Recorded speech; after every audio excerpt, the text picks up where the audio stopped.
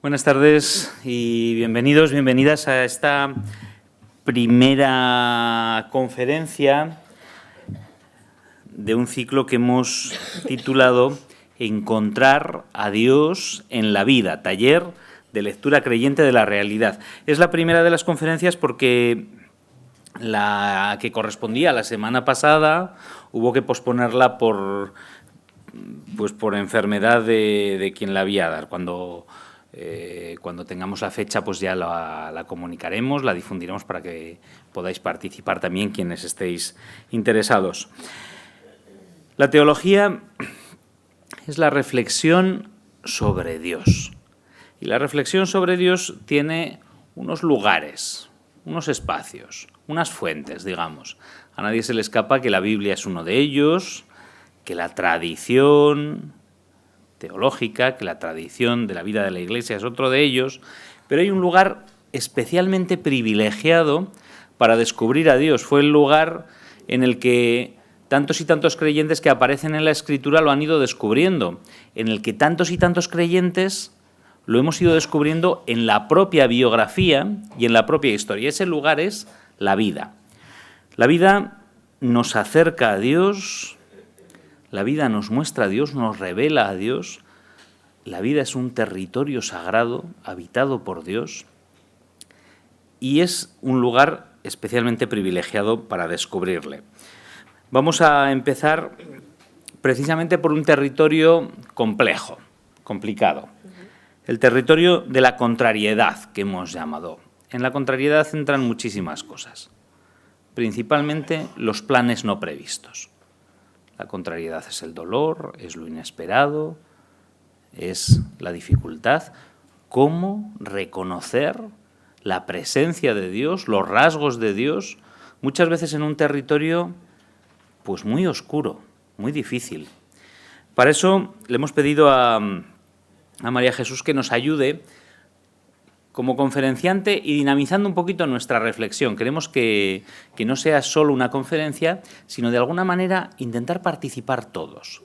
Luego os propondremos y os diremos de qué manera podremos hacerlo, para que sea un taller, un espacio de reflexión conjunta y sea una cierta tarea comunitaria de todos los que estamos aquí. ¿Quién es María Jesús? Me parece que la conocéis todos de maravilla. La práctica mayoría de quienes estamos aquí. Yo diría de ella, en lo que la conozco, que es una creyente, una persona de fe.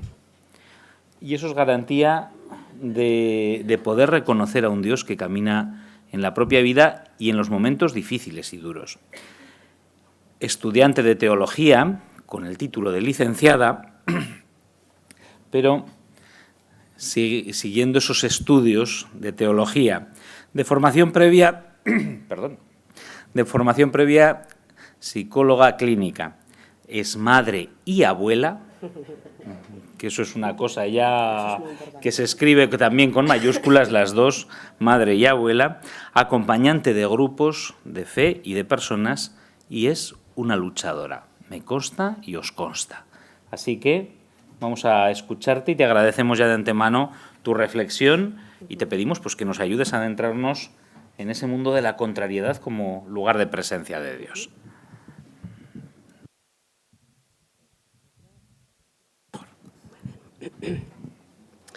Pues gracias por tu presentación, ha sido generoso. Quería dar lo primero de todo gracias a ESC por permitirme compartir estos momentos con ustedes. También darles las gracias a todos por acudir a esta charla a pesar del frío intenso de la tarde. Y antes que nada, antes de empezar la charla propiamente dicha, quisiera llamar su atención sobre la primera imagen de la presentación. Ha sido elegida a idea. ¿Por qué? En ella podemos observar una familia tradicional de 3 miembros y el muñequito del pequeño. Pero hay varios detalles curiosos que me gustaría destacar, sobre todo la agresividad que se mastica en el dibujo. Aquí el padre grita a la madre, pero grita aún igual, más o menos ella se podría defender. La madre grita al niño, pero ya no es un igual, es alguien mucho más indefenso. ¿Y qué hace el niño? El niño no puede gritar al juguete, no le serviría de nada gritar al juguete. Aquí lo grave es que utiliza una herramienta de trabajo para machacar el osito y volcar toda su rabia. Por lo tanto, vemos que la agresividad que pasa de persona a persona se va multiplicando de manera real. Una consecuencia de la contrariedad, por lo tanto, es una de muchas, la agresividad. Así que tenemos que tener cuidado de cómo nos tomamos las cosas. Y bien, el tema es un tema muy bonito, pero leemos el título y nos hacen los oídos un poco de zumbido, porque claro, ¿qué es contrariedad y qué es un lugar teológico? Muchas personas piensan que uno se contraría o porque tiene muy mal genio y está contrariado todo el día, o porque las cosas no suceden como a él le gustaría, y en cierto modo no les falta razón, ya que la definición de contrariedad nos indica que esta es la consecuencia producida por un suceso o cosa que nos contraría, es decir, que nos lleva a la contraria o que impide o retarda el logro de algo que es muy deseado para uno. La definición hace también referencia al disgusto o al mal humor que produce cierto hecho o suceso, y de hecho lo hemos visto al principio. Dicho esto, y conociendo que son muchos los motivos que nos pueden llevar a la contrariedad, vamos a ver qué tipo de personas se pueden sentir contrariadas y qué tipos de contrariedad podemos encontrarnos. Hay más, yo aquí hago un ligero esbozo y nada más. Podemos encontrarnos contrariedades de tipo económico y laboral. Imaginen cómo se siente la persona que está en un paro de larguísima duración, que se molesta en ir repartiendo currículum vitae por cientos de empresas y que nunca le llaman para nada. O aquellas personas que, sin tener ningún otro tipo de ingreso, reciben un subsidio de 400 o 500 euros al mes. Evidentemente se sienten muy contrariados.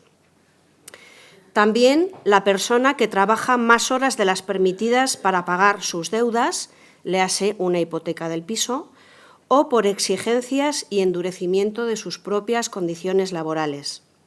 Y encima agradecido, porque mal que bien tiene trabajo. Pérdidas de derechos laborales y, muy importante y muy duro, no poder conciliar trabajo y familia. Tenemos también contrariedades de tipo emotivo-sentimental y en ellas pueden entrar muchas, pero a mí se me ocurren, por ejemplo, una ruptura de pareja, sentimiento de soledad y desamparo de la persona, carencia de amistades, incapacidad para relacionarse por falta de habilidades sociales, contrariedades todas que van a afectarle en definitiva a la salud, la enfermedad en sus diferentes grados y tipos, los hábitos alimentarios y conductuales que suele utilizar esta persona, el tipo de trabajo y o enfermedad profesional, y algo que todos conocemos mucho, el estrés. Y también podemos ver que hay un tipo de contrariedades a las que yo he querido llamar mixtas, por la sencilla razón de que tenemos que tener en cuenta que somos una unidad y que esta unidad se puede romper por un frente o por varios. Por lo tanto, cabe pensar que una situación puede conducirnos a otra bien diferente, por ejemplo, la falta de trabajo a una depresión, la carencia de habilidades de afrontamiento ante los problemas a sufrir estrés. Pero ¿solamente son contrariedades estas cosas que me afectan a mí directamente? ¿No serían también contrariedades todas aquellas que afectan a alguien de mi entorno más cercano y que me van a afectar indirectamente en la salud física y mental y en mi propia conducta? Por ejemplo, serían el haber tenido un padre alcohólico, el que alguien muy cercano en mi familia se dedique a la prostitución,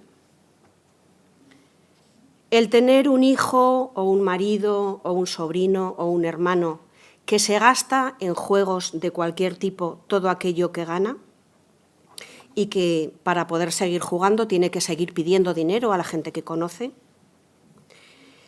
A ese hijo los típicos ninis que ni estudia ni trabaja, que se pasa el día, por desgracia, tumbado en el sofá y que se dedica a ver la tele sin esperanzas de futuro? ¿Y quién no ha vivido la muerte o la enfermedad grave de un ser querido? Todas estas situaciones son contrariedades porque no tienen ninguna solución a corto plazo. Algunas de ellas ni siquiera tienen solución. Por lo tanto, podemos llegar a sentirnos impotentes y eso es muy desagradable y difícil de encarar en la vida. Por lo tanto, estas situaciones también acaban por convertirse en debilidad, me debilitan. Y para encararlas, lo importante siempre va a ser la actitud que tomemos ante ellas. Bueno, pues hemos visto que es una contrariedad y que puede haber distintos tipos de contrariedad. Y ahora vamos a ver qué es un lugar teológico, porque así desmenuzamos cómo se llama la charla. Un lugar teológico es aquel que facilita o que consigue el encuentro personal con Dios. La Iglesia, como Santi ha dicho, reconoce más de un lugar privilegiado de encuentro con Dios. Por ejemplo, son lugares comunes de encuentro de lugar teológico, la tradición. La tradición refiere los acontecimientos del encuentro personal con Dios vividos por los patriarcas, por los profetas, por los apóstoles, y estos acontecimientos se fueron transmitiendo a través de generaciones, pero como la palabra de Dios todavía no había sido escrita, la Iglesia ama el mantenimiento de esta tradición oral. Otro lugar teológico es la Sagrada Escritura. Este es el lugar por excelencia del creyente.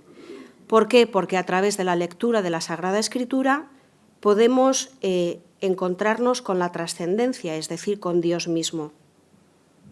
Saber, como nota curiosa, que hacia el año 3000, David, el rey David, juntó a los escribas para que compilaran las tradiciones orales, los relatos, las leyendas, los salmos y otros escritos. Y a partir de ahí comienza el nacimiento del Antiguo Testamento. Lo mismo pasa con el Nuevo Testamento. Cristo ascendió a los cielos hacia el año 26 y no escribió nada de nada. De hecho, los testigos que nos transmitieron el Evangelio son los apóstoles. Los primeros escritos son las cartas de San Pablo hacia el año 45 después de Cristo aproximadamente. Posteriormente se escribieron los evangelios entre los años comprendidos del 70 al 100 después de Cristo y también el resto de los escritos del Nuevo Testamento.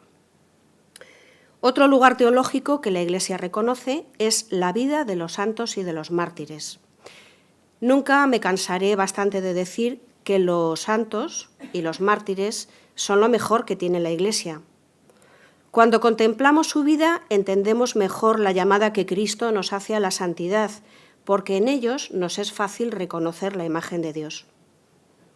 También entran en juego los padres apostólicos y los padres de la Iglesia. Hay una ligera variación entre ellos. Los padres apostólicos son los discípulos de los apóstoles que guardaron y transmitieron la frescura del Evangelio. Son testigos de la predicación de los apóstoles y fueron los que nos dejaron muchas de sus enseñanzas. Los padres de la Iglesia, en cambio, son los padres testigos de la tradición oral y escrita de los primeros, de los padres apostólicos, y que desarrollaron la teología y la doctrina en base a la palabra viva.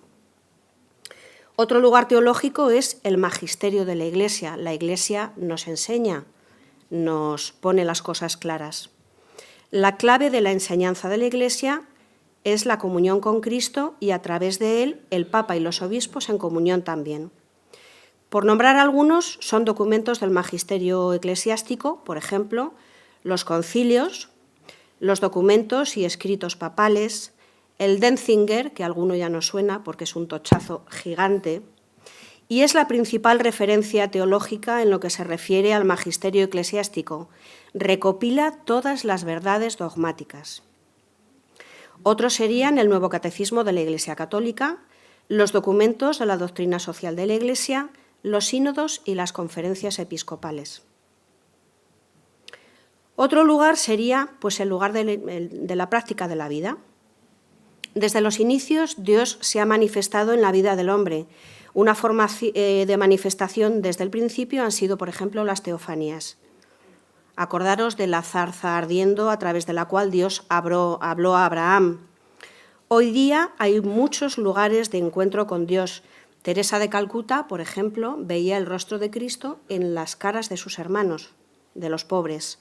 Y Teresa de Ávila decía que a Dios se le encuentra en las cosas más ordinarias. Decía que Dios está en los pucheros. Y por fin vamos a ver que la realidad de hoy es uno de los lugares teológicos por excelencia. Ya decía el gran teólogo del siglo XX, Karl Barth, que el cristiano debería ir con una Biblia en una mano y en la otra mano con un periódico. Seguro que alguno de ustedes ya estará pensando que depende de qué tipo de periódico, pero entiendan esta frase de Barth en sentido metafórico. Él insistía en que el cristiano debe saber leer los signos de los tiempos a la luz de la palabra. Leer y ver la historia atravesada por conflictos y enfrentamientos a la luz de la fe en el Dios que reveló Jesús de Nazaret. Ojalá que hubiese periódicos que nos revelaran la realidad sufriente de tanta gente excluida y pobre que vive en nuestro mundo. Hay medios que no solo no desvelan la verdad, sino que además la encubren con la injusticia. Jesús nos enseñó de manera especial a aprender a ver. También aprendemos de él en dónde nos tenemos que ubicar para ver la realidad. Esto lo podemos ilustrar con el pasaje que nos narran los evangelistas Marcos y Lucas del óbolo de la viuda. Pero aquí no nos vamos a parar en el sentido claro y hermoso de la limosna que esta mujer depositó en las arcas del tesoro, sino en el dato de que Jesús se sentó frente al arca. Él se sienta y simplemente comienza a mirar. Aquí intuimos ya algo capital, y es que si queremos servir con eficacia, lo primero que tenemos que saber es ver. El texto atestigua que había muchas puertas en el templo, y Jesús se pudo haber colocado en otra, pero escogió precisamente esta. Le pareció importante para comprender la actitud de fondo de las personas que se acercaban a dar limosnas. Jesús nos enseña a saber ver, y para ello hay que saber escoger los sitios apropiados. Por lo tanto, ya que lo sabemos, todo lo que vemos depende de dónde nos coloquemos. Y bien, pasamos al punto 3, ¿cómo viven la presencia de Dios los más desfavorecidos? Cuando alguna persona se siente tan desplazada de Dios y de los hermanos porque tiene carencias de cualquier tipo, se pueden producir dos posturas contradictorias, dos actitudes.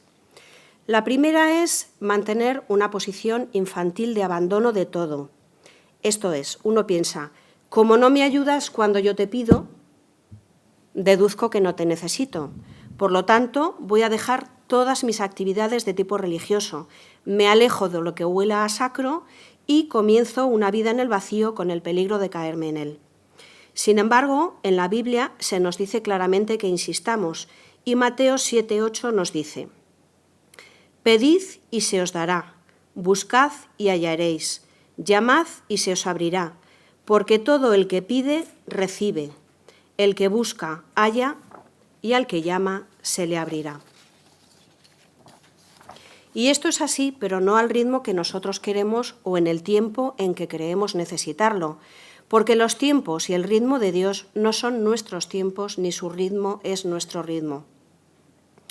Lo mismo le pasó a Job, quien se vio finalmente recompensado por su paciencia y su insistencia en las peticiones que hacía a Dios y sobre todo por su fidelidad. Si alguno ha leído el libro de Job, verá que es bastante interesante y que se repite una frase con mucha frecuencia. Job solía decir: «El Señor me lo dio, el Señor me lo quitó, bendito sea el nombre del Señor». Según nos dice González Faust, en su escrito 190 de la revista de Cristianismo y Justicia, el drama de Job tiene un momento de inflexión cuando se da cuenta, con un pesimismo excesivo, de que no solo su dolor es injusto, sino que todo este mundo está poblado de dolores y sufrimientos injustos, porque es un mundo en el que siempre acaba triunfando la maldad y la historia humana es el relato de la agresión y el dominio de unos hombres sobre otros, siendo que ese dominio es precisamente lo más contrario a la voluntad de Dios. Cuando al final del libro Dios toma la palabra, critica a todos aquellos que han sostenido que el dolor de Job era un castigo de Dios. Y González Faust termina diciendo que con este final debería quedar claro que los bienes y males de este mundo no son nunca premios y castigos de Dios, como habitualmente piensan muchas personas. Y ese modo de pensar, dice González, es radicalmente anticristiano y acaba siendo generador de 1000 ateísmos.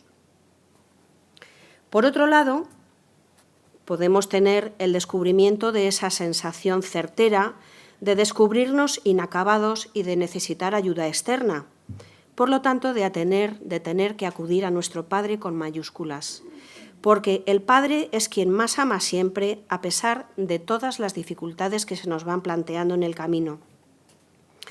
Si seguimos a Enrique Martínez Lozano, el dolor, la crisis, todas aquellas situaciones negativas pueden posibilitar que seamos transformados paradójicamente en aquello que, aunque no lo sabíamos, siempre habíamos sido.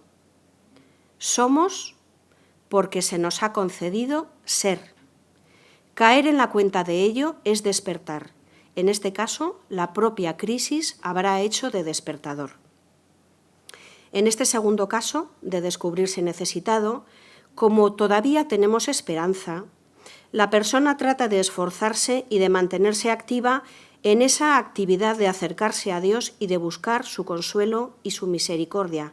Decimos que se pone literalmente en manos de Dios.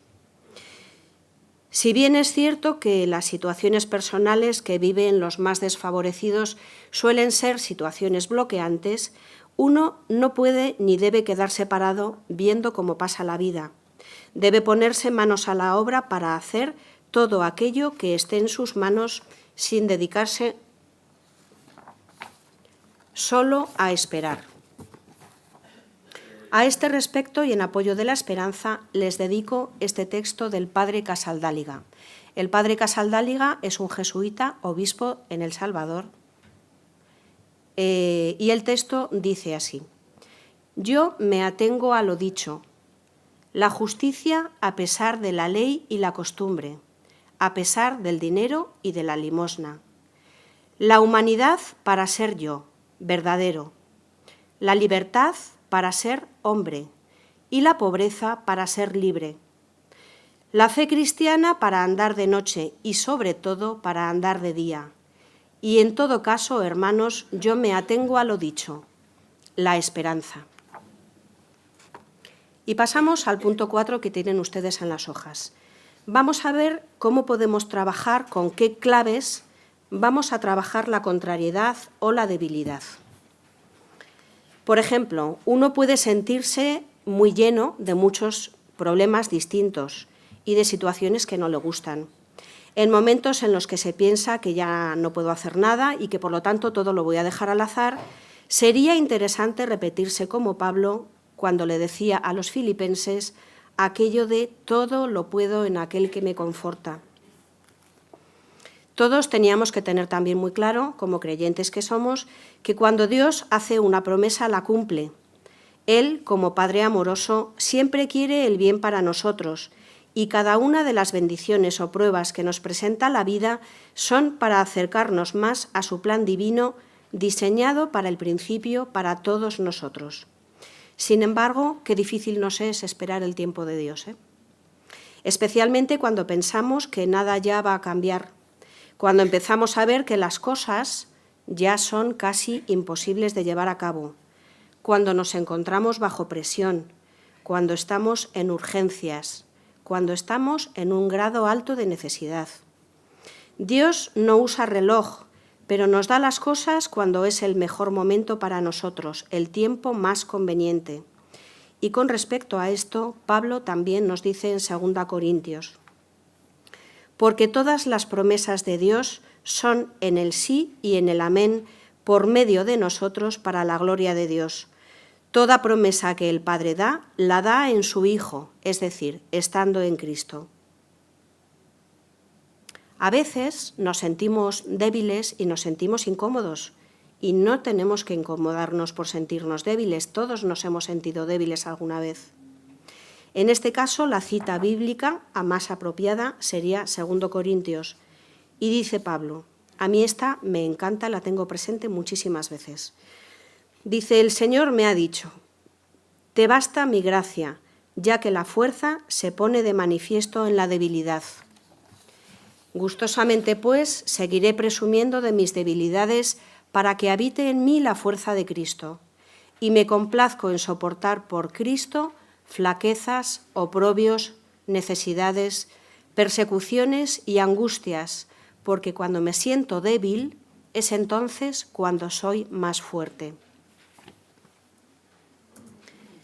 Aunque creamos que todo nos va mal, aunque nos creamos que no valemos para nada, o nos sintamos desbordados con todos los acontecimientos negativos que seamos capaces de soportar, porque no nos queda más remedio que soportarlos, podemos recordar la cita de Jeremías, que seguro que podemos aplicarla a cada uno de nosotros, porque así es como Dios nos quiere, y dice, antes de formarte en el vientre ya te conocí, antes que salieras del seno materno te consagré.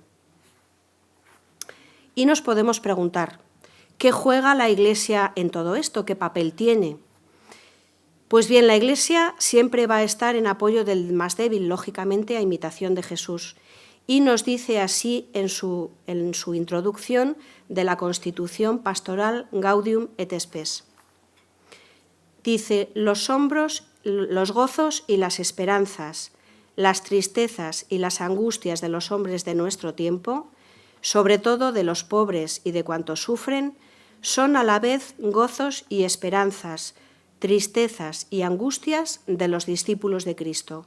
Nada hay verdaderamente humano que no encuentre eco en su corazón.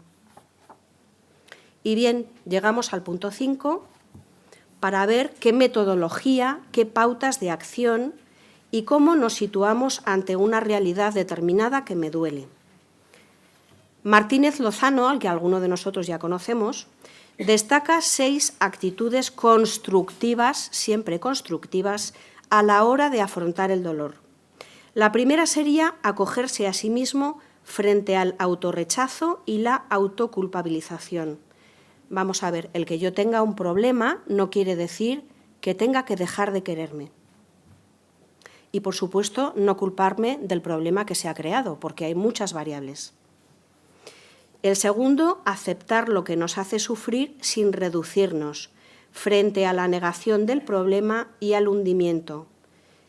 Vuelvo a lo mismo, si yo tengo un problema y no lo acepto, me estoy reduciendo a mí misma. Tercero, dialogar con el niño o la niña interior frente a la lejanía de sí.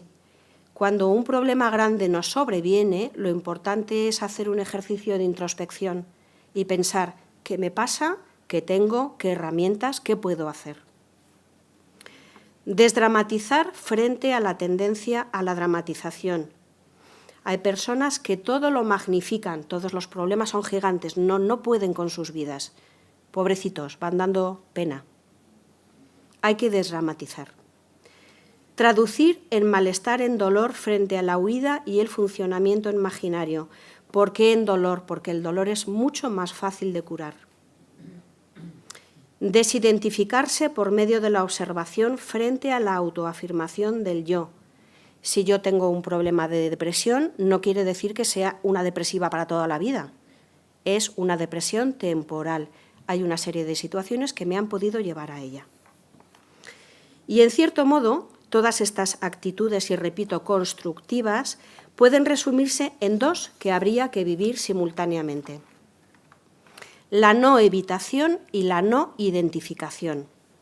La no evitación implica una aceptación profunda de lo que ocurre como consecuencia de una sabiduría que permite ver las cosas en una gran profundidad. No evitar pasa por aceptar. Sin aceptación no cabe la reconciliación, sino que lo que se produce es resistencia, que no hace sino prolongar e incrementar aquello que inútilmente intentamos resistir. Lo que se resiste, persiste, dice la sabiduría popular. Al resistirnos, dejamos de estar alineados en el momento presente y eso es precisamente lo que nos hace sufrir. Y la no identificación. ¿Qué es la identificación? Cuando nosotros creemos que somos el problema. Por lo tanto, esa identificación forzosamente nos reduce, nos hace creer que somos aquello que nos está ocurriendo. Cuando eso se produce, perdemos toda nuestra capacidad de maniobra y no somos capaces de ver la realidad, sino desde la perspectiva estrecha de aquella situación o aquellos sentimientos a los que previamente nos hemos reducido. Si la resistencia al dolor genera sufrimiento, la identificación con él nos anula por completo. Ojo. Del mismo modo, debemos procurar no convertir nuestro dolor en sufrimiento, porque mientras el dolor es un aspecto inevitable de nuestra existencia, el sufrimiento depende de nuestra reacción ante ese dolor, ya que es una respuesta cognitivo-emocional ante una situación o hecho determinado. Por lo tanto, bajo esta máxima, y fíjense, uno elige libremente sufrir o no. Nos dice el Papa Francisco en la oración del Ángelus en el Vaticano el 9 de junio del año pasado. Dios ama y comprende el sufrimiento de los hombres como una madre comprende a sus hijos. Y nos dice también en la Jornada Mundial del Enfermo del año pasado, dice, dentro de nuestro sufrimiento está el de Jesús, que lleva a nuestro lado el peso y revela su sentido. Cuando el Hijo de Dios fue crucificado, destruyó la soledad del sufrimiento e iluminó su oscuridad. De este modo, estamos frente al misterio del amor de Dios por nosotros, que nos infunde esperanza y valor. Esperanza porque en el plan de amor de Dios también la noche del dolor se abre a la luz pascual, y valor para hacer frente a toda adversidad en su compañía, unidos a Él. Y bien, tenemos otra postura que me voy a preguntar. Ante todo esto, ¿cómo me puedo situar yo?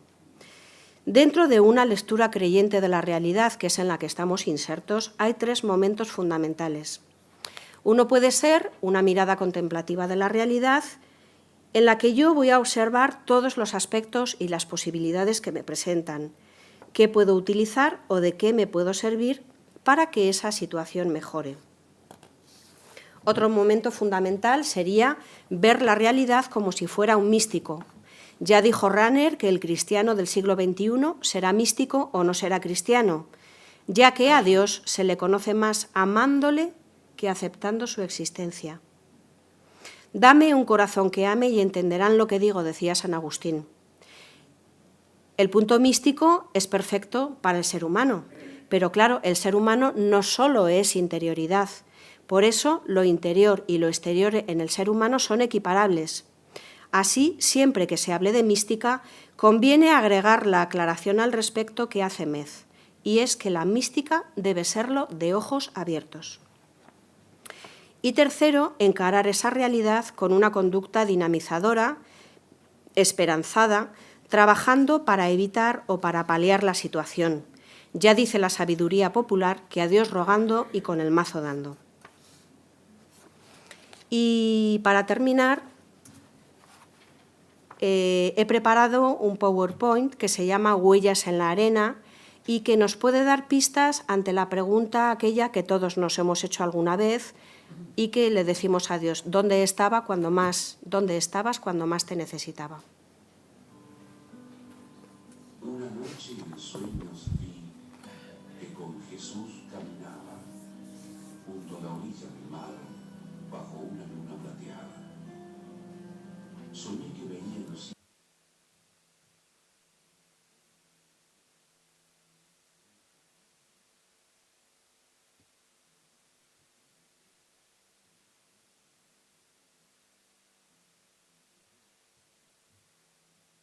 conversando. Miraba atento esas huellas reflejadas en el cielo, pero algo extraño observé y sentí gran desconsuelo.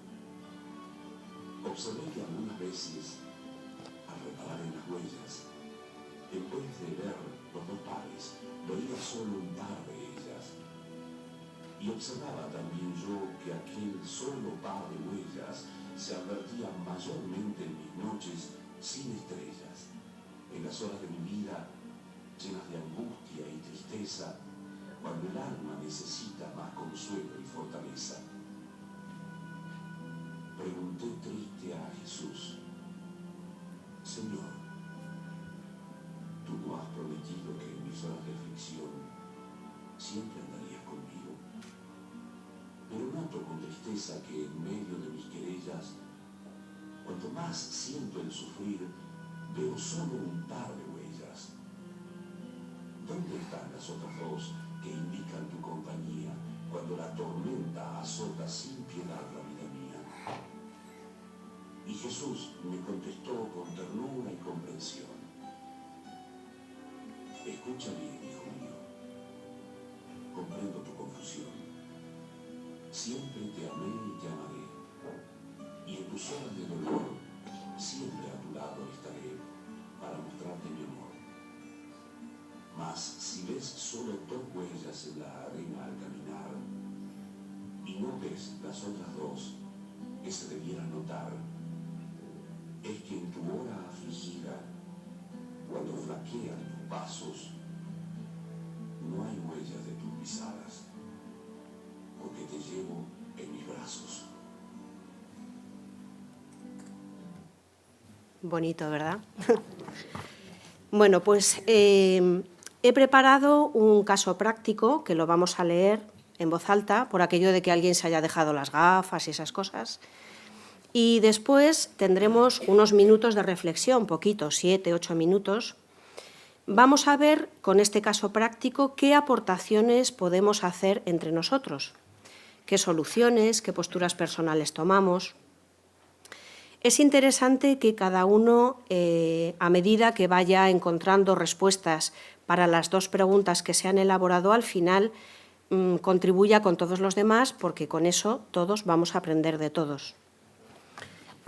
La historia es real. Evidentemente he falseado el nombre y no nombro ningún lugar geográfico. Es la historia de María. Y dice así: soy María, lo tienen ustedes en las hojas. Mi vida es ordinaria, sin demasiadas complicaciones, pero cuando las ha habido han sido graves. Durante mi juventud salí durante 3 meses con un chico con el que estaba a gusto, pero sin más compromisos. Era marino y tenía que volver a la mar, de hecho, así lo hizo. Cuando él se fue me sentí físicamente mal. Tuve que hacerme la prueba del embarazo y me dio positivo. Estaba embarazada. A su vuelta se encontró con un bebé que no tenía planificado. Se había perdido el embarazo y yo di a luz sola, aunque acompañada de mi familia más próxima. Mi bebé fue un niño. Convinimos celebrar boda. Aquella situación merecía ser reparada de algún modo, al menos de cara a la sociedad.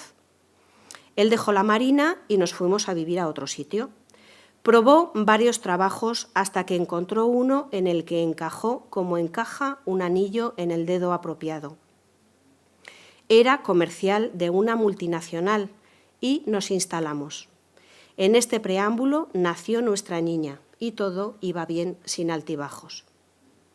Un día me matriculé en la escuela de idiomas, hice un grupo de amigas en el que se podía hablar de todo y también de maridos y de hijos.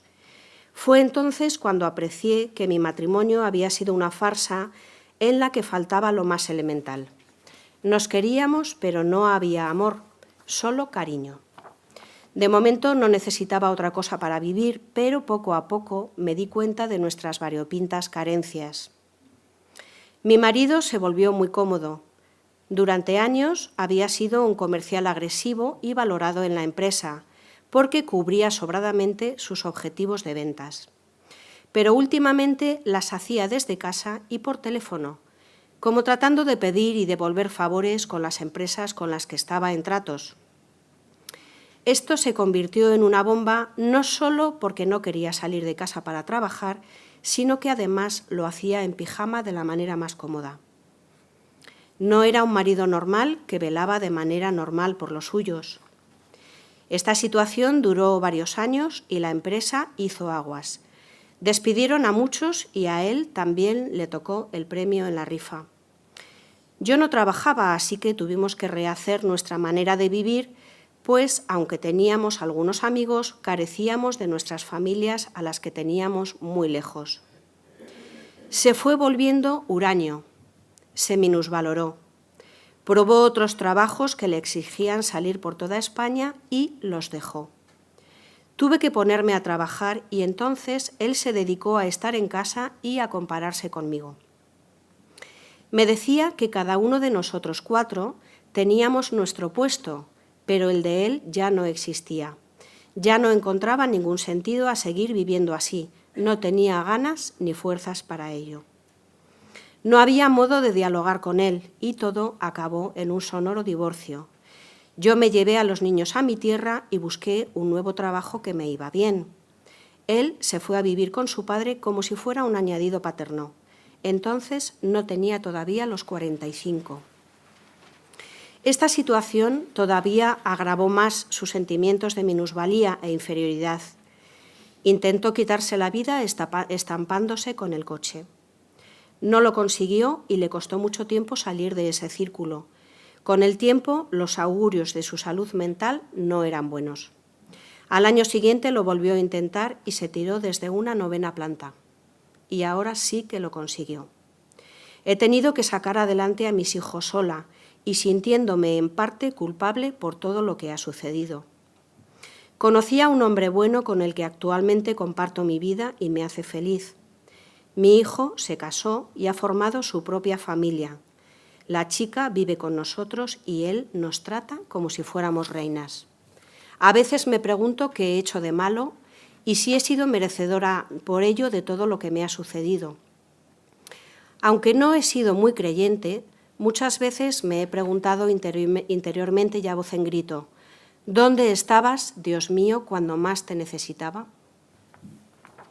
Bien, es un caso real, como les he dicho, y he elaborado un par de preguntas que vamos a pensar todos en silencio, no hace falta que nos movamos del sitio, sí que podemos comentar con el que tenemos al lado si así lo creemos conveniente. Y luego pues las ponemos un poco para que todos conozcamos, ¿vale? La primera pregunta dice, María dice que cree algo, pero que no es una creyente muy activa. Sin embargo, cuando se ha visto apurada, es curioso, esto nos pasa a mucha gente, recurre a Dios y le pregunta con angustia dónde estaba. Sin saberlo, ha estado haciendo una oración personal y directa. ¿Qué posibilidades tiene María, según tu criterio, de encontrarse con Dios en esos asuntos turbios de su vida? Y si lo ha hecho, ¿cómo te planteas tú que ha sucedido este encuentro personal con Dios? Y segunda, si crees que no ha habido encuentro, ¿cómo piensas que podría aprovecharse de esos momentos para lograrlo? Esos momentos, como hemos ido escuchando, son embarazo no deseado, descubrimiento de carencias en su matrimonio, despido del marido, divorcio y viudedad por suicidio.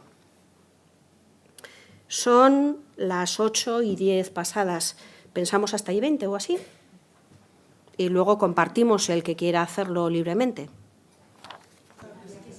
Bueno, pues yo creo que ha pasado ya el tiempo y que el que buenamente lo desee puede compartir las respuestas que haya podido obtener en este momento de pensamiento, con el de al lado o por sí solo.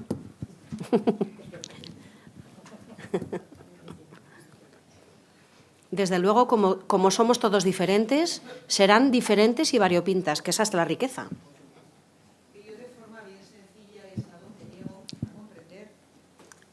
Vale, gracias. Que te digo que de forma bien sencilla, y hasta donde llego, pienso que a Dios lo tenía siempre a su lado, pero que ella no lo veía. Y no lo veía, pero lo ha tenido cuando ha tenido fuerza para seguir adelante en su embarazo, en formar una familia, en buscar otro trabajo, en rehacer su vida, etcétera, etcétera, en todos momentos. Y allí veo él, aunque ya no lo viera, él, buscad y encontraréis, llamad y se os abrirá. Ella no lo veía, pero ahí estaba. Y luego en mí mismo digo que qué suerte tenemos los que tenemos una poca de fe ante las dificultades de la vida. porque no es lo mismo el aceptar y llevar los problemas con fe que sin fe. Evidentemente. Eso, simplemente. Cierto. Yo creo que María... Espera, Elena, espera, que te pasa el micro. Yo creo que María no conocía bien a este muchacho, porque realmente 3 meses de relación es muy poquito. Y luego tuvo la contrariedad de quedarse embarazada, entonces se sentiría muy sola. Pero estaba más relacionada con la sociedad que con casarse, un matrimonio cristiano, para mi manera de entender las cosas. Entonces, cuando se casa y al marido le va todo muy bien, pues muy bien. Pero cuando empieza a fallar, yo creo que ella tenía que dialogar con él, apoyarle y decirle: esto que estás haciendo no está bien, vas a ir al fracaso y tal. Mi manera de entender las cosas. Y así creo yo que María se comportó mal. Mi manera de entender esta historia. Y luego ya... A ver. Tampoco cuenta con el amor de Dios en ningún momento. No se da cuenta de que está sola, que si se hubiera dado cuenta de que Dios estaba con ella, le hubiera sido mucho más fácil entender la situación. Sin embargo, le llama al final. Al final de toda la historia, cuando realmente se da cuenta que en algo ha fallado. Y yo creo que ha fallado en no encontrar a Dios en su relación, en el matrimonio. María sí que le decía al marido, le iba diciendo: mira, ten cuidado, que pasa esto, qué tal, que pueden pasar más cosas. Claro, pero ahí está el no querer escuchar al otro. A ver, cuando uno llega a una situación extrema, como son cualquiera de estas que le han pasado a esta chica, tiene 2 posibilidades: o aferrarse a la fe y pedir ayuda a Dios, o renegar totalmente de él. La situación de esta chica, pues, yo qué sé, a lo mejor le ha venido un poco por añadidura. Primero ha renegado, ya se declara que no es una creyente muy activa, sí que tiene un poco de fe por lo visto, un poco, que es lo que le hace pedir ayuda a Dios. Pero claro, la situación es complicada en estos casos porque yo pienso que más fácil es renegar de Dios, precisamente por lo que hemos visto también antes, que aferrarse y tener un encuentro con Él en ese momento.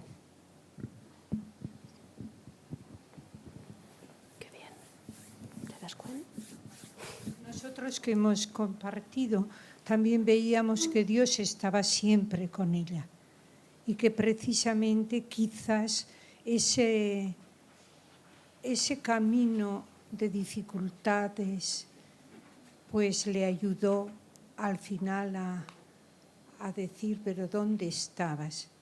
Yo comentaba personalmente que me he encontrado bastantes veces con esta situación. ¿Por qué Dios me manda a mí ahora un cáncer? ¿Pero qué he hecho yo? Pero no he hecho más que cuidar a mi familia. Bueno, entonces yo siempre les digo: eso que estás diciendo es una jaculatoria en este momento en ti, porque estás muy herida de dolor y realmente tú sabes que Dios no es tirano. Bueno, les procuro. Y luego pienso en este relato que ella quizás podría haber escuchado a alguien, porque Dios se manifiesta a través de los demás, y haber comentado con alguna persona, con alguien que le pudiera escuchar. Porque Hubiera sido más fácil para ella, ¿verdad? Sí.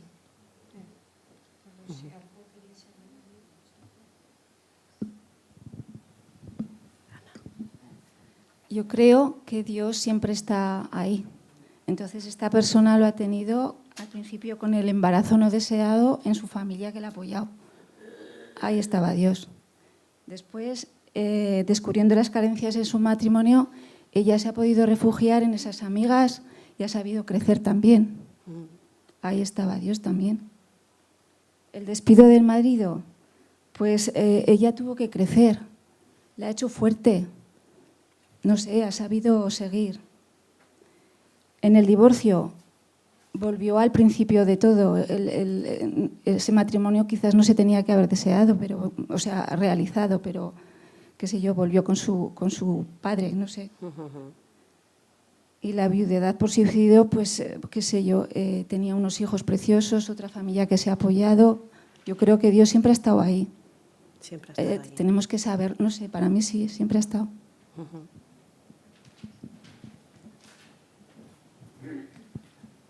¿Alguna opinión más? Con la lección en casa. Sí, sí. En las respuestas. No sabía ni de qué iba, ¿eh? No se lo he contado. Estoy totalmente de acuerdo contigo en el planteamiento que has hecho primero de la exposición y luego del caso. Y bueno, lo que me gustaría decir es que un poco como cristianos creyentes que vamos creciendo en la fe, pues un poco tendríamos que abandonar la teoría de la remuneración, aquello del premio o el castigo. No, la vida, somos seres vivos, por lo tanto, desde el momento que estamos vivos, nos pueden ocurrir cualquier tipo de contrariedad, igual que nos ocurren también cosas buenas que nos producen momentos felices. Pero no tenemos que achacar, más bien eso es de una teología, más bien una costumbre de los protestantes, el pensar que si me va bien en la vida es que soy un muy buen cristiano y si me va mal en la vida, pues entonces es que soy un pésimo cristiano, ¿no? Entonces, creo que bueno, la manera mejor que nos puede ayudar más para aceptar las contrariedades y superarlas es precisamente el verlo como una oportunidad más que tengo de crecer como persona. Si me ocurre a mí personalmente, pues de superarme a mí mismo, y si ocurre a mi alrededor, en mi familia o en los demás, pues de ayudar, de compadecerme de estar con los demás. Y luego otra cosa, que a lo mejor no estoy muy de acuerdo con que solamente fuera al final el que María se hiciera esa pregunta de dónde estaba Dios, dónde estabas, Dios mío, cuando más te necesitaba. Probablemente a lo largo de la vida de ella, en más de un momento se lo ha planteado también. Lo que pasa que nosotros no estamos en el corazón de María y por lo tanto no podemos saber con total certeza a lo largo de todas sus contrariedades cómo ha podido ir viéndolo ella, ¿no? Pero estoy seguro que en algún momento más ella se ha planteado y ha dicho, Dios mío. Nada más. Y fíjate, en esto de los premios y castigos que estamos mal creídos al respecto, ella se sigue echando parte de culpa. Entonces, esa actitud nuestra de decir yo soy en parte responsable es la que nos falla, porque no tendríamos. ¿Por qué? Cristina. Bueno, yo voy a compartir un poco lo que ha dicho la señora de mi fila. Yo no creo que María se portó siempre bien. Yo pienso, sí, en primer lugar, la responsabilidad del trabajo recae solamente sobre él.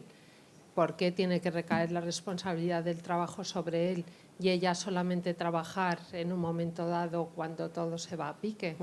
Podía ser una responsabilidad de los dos. Y entonces asumir el trabajo de la casa y el trabajo de fuera de casa por parte de los dos. Y luego hay un divorcio. Es que yo no lo entiendo. Primero se casan por la sociedad y luego se divorcian y no piensan en la Iglesia.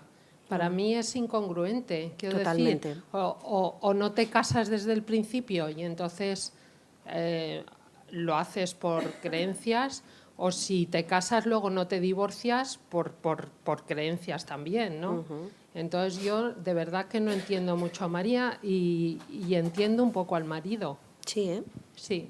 ¿Ves? Hay gusto, hay respuestas para todos los gustos. Sí, sí.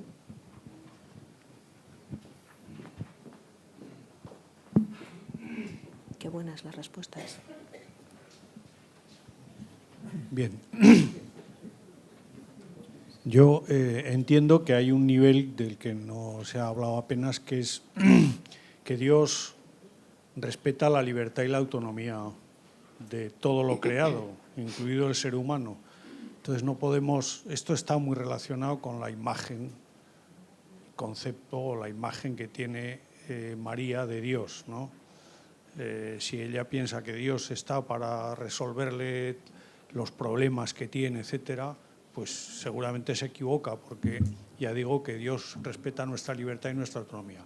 Otra cosa es, dicho esto, que efectivamente Dios nos acompaña. Dios no nos condiciona, no nos determina, pero nos acompaña, está con nosotros, nos apoya, eso lo sabemos. Tenemos la conciencia profunda de estar acompañados, de ser amados, pero hay que poner en claro qué idea tengo yo de Dios, qué es lo que quiero yo de Dios.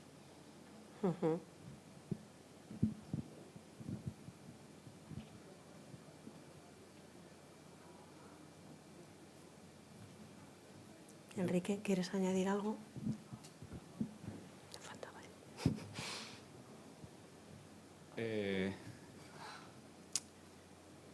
El problema con las situaciones difíciles es hacer una lectura en una única dirección, ¿no? Hacer una lectura unívoca, ¿eh?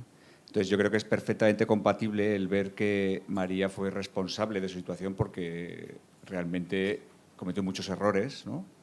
Como que el marido también fue responsable de la situación porque él a su vez cometió los suyos, como que a la vez Dios está hablando constantemente a todos en ese momento en las situaciones que están viviendo, ¿no?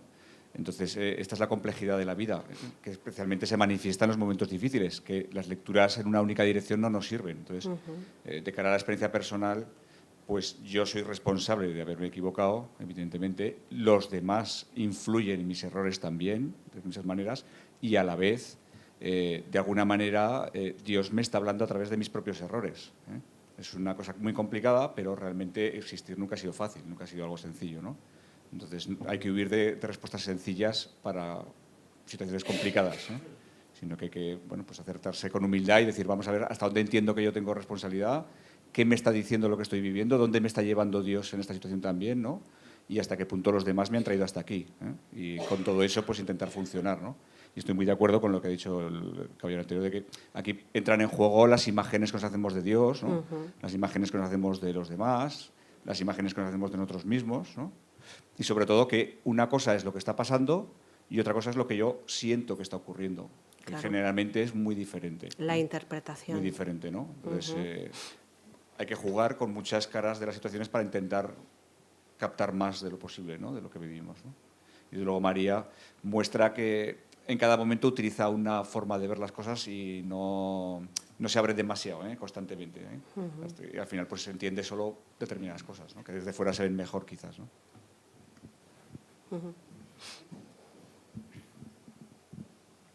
María Victoria.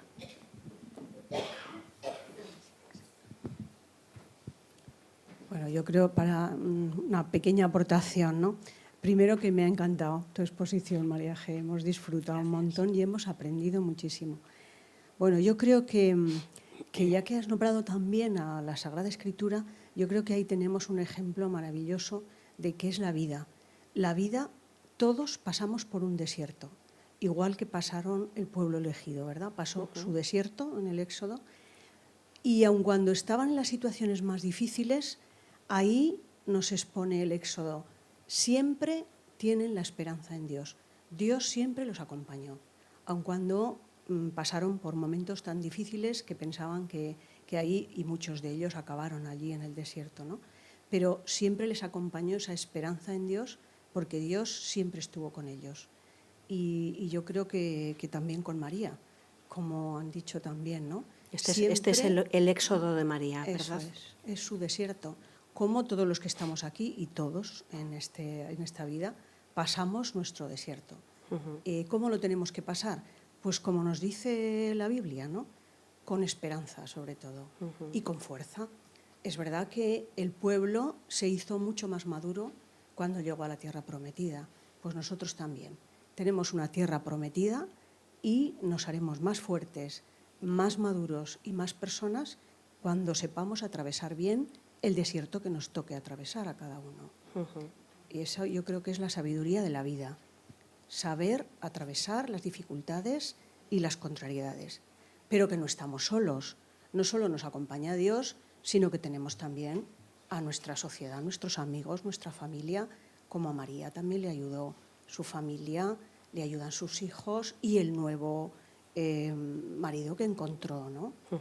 Sí, sí. Y ahora estaba pues equilibrada y feliz. O sea, no perder nunca la esperanza y tener esa sabiduría de afrontar las dificultades y las contrariedades de la vida, que siempre las vamos a tener. Gracias.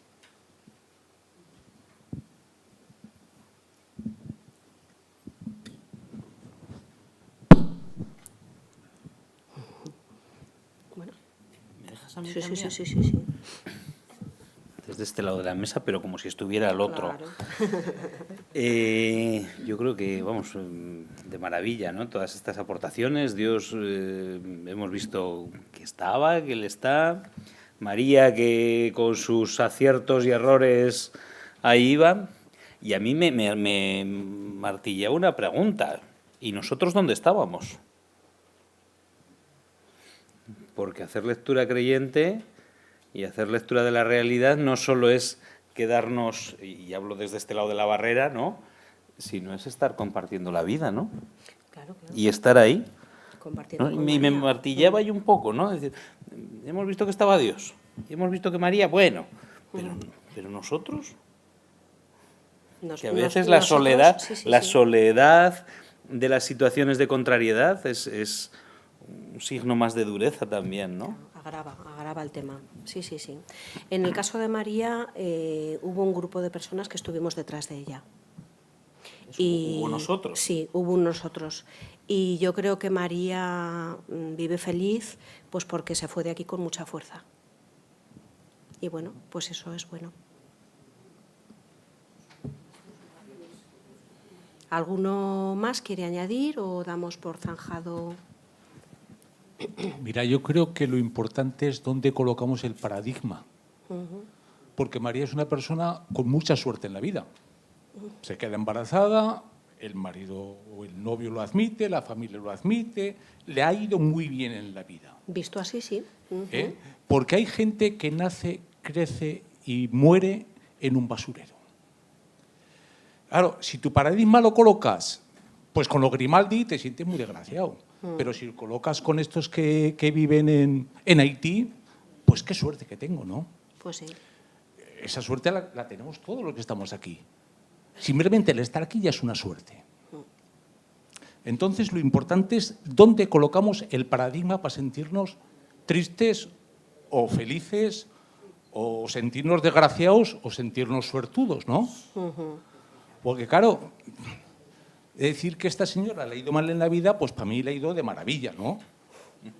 Pues le ha ido muy bien en la vida. Ha tenido siempre gente que le ha apoyado, etcétera, etcétera.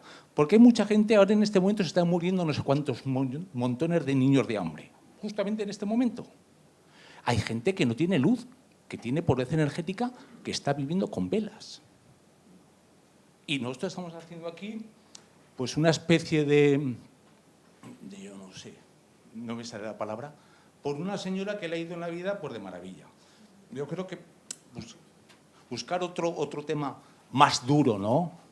Más duro. Por otra parte, Dios siempre está, ¿no? Pero podríamos dejarlo un poco tranquilo, ¿no? Porque en la vida en el mundo somos 9.000 millones de personas, ¿no?